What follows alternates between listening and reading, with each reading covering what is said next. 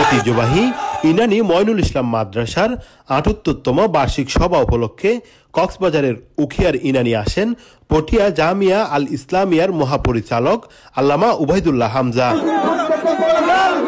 উপজেলার সোনারপাড়া বাজার থেকে মেরিন ড্রাইভ রুট হয়ে মাদ্রাসার মাঠ পর্যন্ত মোটরসাইকেল শোভাযাত্রার মধ্য দিয়ে তাকে বরণ করে নেওয়া হয়। দেশের খ্যাতিমান তফসিরকার, বিজ্ঞ হাদিস বিশারদ, ইসলামী অর্থনীতিবিদ, বহুভাষার সাহিত্যিক উখিয়ার সন্তান মাওলানা উবাইদুল্লাহ হামজা ১৩ ডিসেম্বর বুধবার রাত ১০টায় ময়নুল ইসলাম মাদ্রাসায় প্রধান অতিথি হয়ে জন্মভূমিতে আগমন করেন। এটা বুখারী শরীফের প্রথম হাদিস।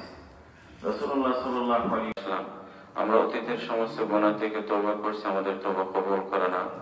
রব্বুল আলামিন তওবা মানে তোমাকে একটি বড় কথা দেয়া, অনেকবার কথা দিয়েছি রাখা হয়নি, আগামী দিনে সেই কথা রাখার তৌফিক দান করে আল্লাহ। উল্লেখ্য, আল্লামা উবাইদুল্লাহ হামজা আল জামিয়া আল ইসলামিয়া পটিয়ার ষষ্ঠ মহাপরিচালক ও আরবি বিভাগের প্রধান এবং বিভিন্ন ব্যাংক সহ সরকারি ও বেসরকারি সেক্টরে গুরুত্বপূর্ণ দায়িত্ব পালন করেছেন। উখিয়ার এই কৃতি সন্তান পটিয়া হতে ১৯৯২ সাল থেকে আজ পর্যন্ত দেশ বিদেশে কৃতিত্বের সাথে মেধাশ্রম দিয়ে বিভিন্ন গুরু দায়িত্ব পালন করে আসছেন।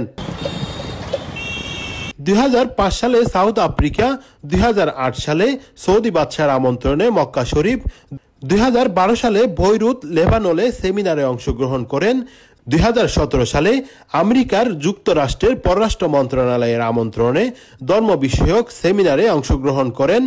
একই বছরে ইন্দোনেশিয়ার আর রায়ান ইউনিভার্সিটিতে আন্তর্জাতিক মানবিক আইন শীর্ষক সেমিনারে স্পিকার হয়ে প্রবন্ধ পাঠ করেন।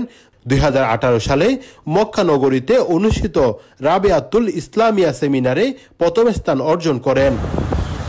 তাছাড়া ওনার লেখা কয়েকটি বই বহির্বিশ্বে ব্যাপক সাড়া জাগিয়েছে এবং দীর্ঘদিন পর্যন্ত দেশ বিদেশে ওয়াজ, লেকচার, সেমিনারের মধ্য দিয়ে দ্বীনের খেদমত করে যাচ্ছেন।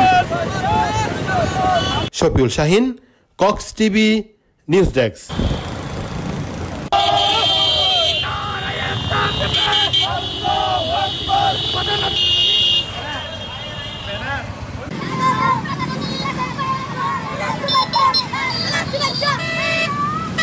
Tanda.